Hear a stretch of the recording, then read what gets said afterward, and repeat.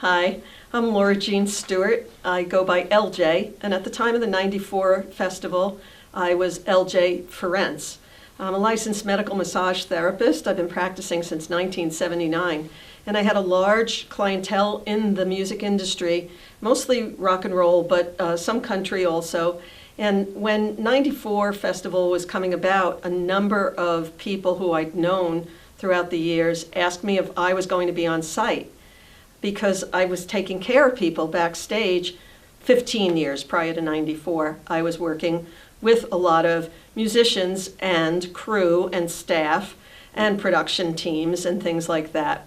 Originally, I was based in New York City, and I was on the faculty of the Swedish Institute for Massage and Allied Sciences, hence being able to rub elbows literally and figuratively with the rich and famous.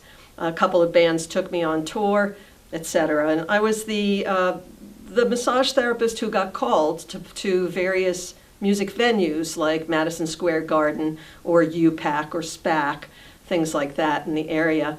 I was living in Mount Tremper. I split my week between the city and Mount Tremper, and I had a practice in New York and also in Kingston, New York.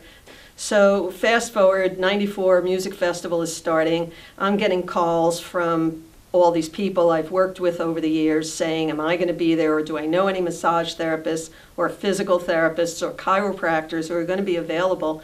Because if you know anything about setting up these large events, if you have ever been to a large event, say at a football stadium, then you know what goes into making it happen. There are an awful lot of people, almost like an army of ants, who come into a vacant stadium show and in 24 hours have to build all the scaffolding, put up all the lighting, fix all the sound equipment, electricians, gaffers, you name it. It's amazing to watch. The load-in can sometimes take weeks if it's something like the Woodstock '94 festival. So getting all of this request to be on site or to give names of someone who might be able to be there to help the people who were putting it together beforehand and then during the festival too, and afterwards, because again, everything that's built has to be loaded out. It's a hard job. It's hard physical labor. If people are on tour, it's also hard to go from town to town in a bus, sleeping on a moving shelf. So they're really hammering their bodies, and they need massage, physical therapy, chiropractic, acupuncture. So I got the idea of putting together a team of holistic health practitioners.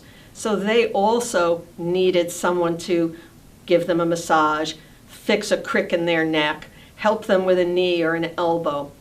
Long story short, I put the word out and I credentialed almost 30 holistic health practitioners. We put together the Woodstock '94 Holistic Health Team, and, excuse me for a moment, all of us wore these t-shirts and we worked round the clock for over 2 months backstage, taking care of crew, staff, medical personnel, the folks who were doing security, the folks who were selling tickets, taking tickets at the gate, you name it, parking attendants, all the people who worked for the festival or at the festival could come and get care from the Woodstock '94 Holistic Health Team. We had a ball, but we also worked really, really hard. During the actual event, there were artists who took advantage of us as well. And I think you might see some photos of people who were backstage and approached us for care. I would do it all over again if I had such an excellent team as I did that day, as I did that week, as I did those months. I had one really interesting thing that not everybody knows, but if you were there and if you see photos, you'll know that I had a very wonderful companion, a German Shepherd mix named Mutiny. She looked like a white German Shepherd, and Mutiny got her own credentials that said she was allowed backstage and she was allowed access to anywhere that I was allowed to go, and I had all access. Mutiny was taught, because I was there before the event, I had a little free time, and being a German Shepherd dog, she's pretty smart. I taught her to go from my holistic health team trailer to the production trailer and back. She also learned her way from the holistic health team trailer to the catering tent and back, to the management office and back. So I could send notes, because there were times that the walkie-talkie system was just really impractical, too much chatter. Bear in mind that we didn't have smartphones and cell phones and things like that. So at most of these events, we're driving around golf carts and we're using walkie-talkies. Come back to me, hi, this is LJ, LJ1, LJ2, come in, so-and-so, over. Well, when there's something big like this happening, the walkies don't always work. Too much chatter, too much static.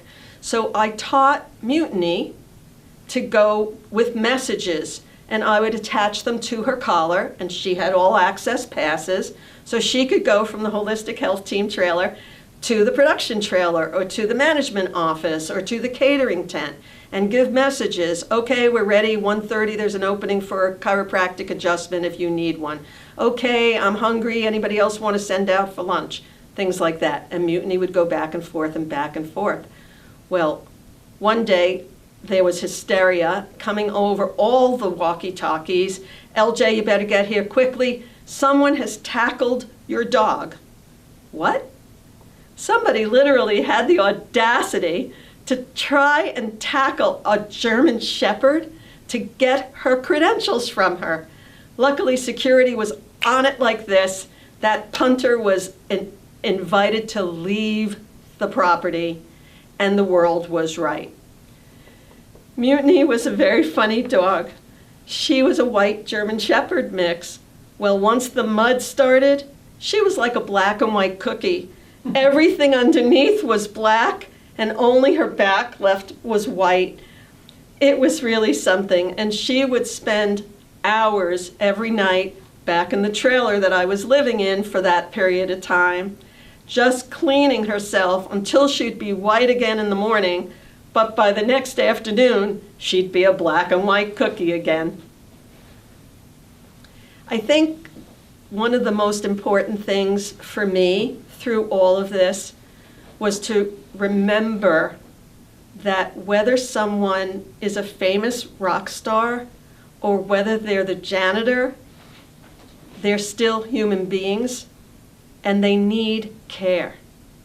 And luckily for me, enough professionals came forward to offer their services to care for all the people who made this great event happen.